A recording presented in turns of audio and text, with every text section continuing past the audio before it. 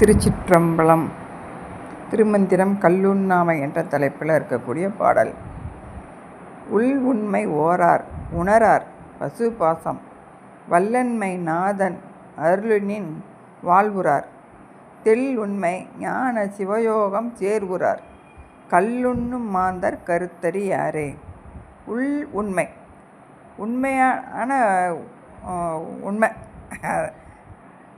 அது உயிருக்குயிராக இறைவன் ஒன்றாய் உடனாய் வேறாய் உள்ள நமக்கு உயிருக்குயிராக இருந்து நம்மளுக்கு அவன் உணர்வித்தால்தான் நம்மளால் உணர முடியும்.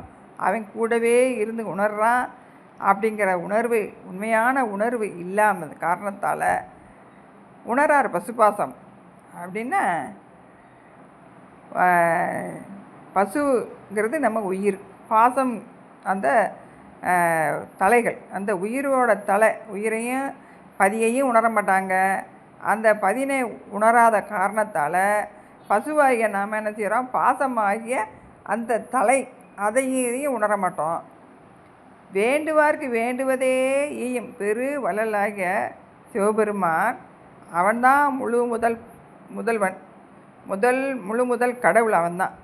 அவன் திருவருள் வழி நின்று நம்ம வாழணும் அப்படிங்கிறதும் நமக்கு தெரிய மாட்டேங்குது. இந்த தெளிந்த உண்மையாகிய திருவடி உணர்வு தான் சிவஞானம் அப்படிங்கிறதும் தெரியலை. அது சிவஞானத்தை பெற்றால் நமக்கு கிடைக்கிறது என்னது, சிவயோகம். அப்போ அந்த சிவயோகத்தையும் நம்மளால் சேர முடியாது. யார் அப்படின்னா இந்த கல் பழக்கம் இருக்கிறவங்க. அப்படி இருக்கிறவங்களுக்கு இந்த எதுவுமே தெரியாது. பதினா என்னன்னு தெரியாது, பாசம் தலைக்குள்ளே நம்ம கட்டுப்பட்டு இருக்கோம் அப்படிங்கிறது தெரியாது.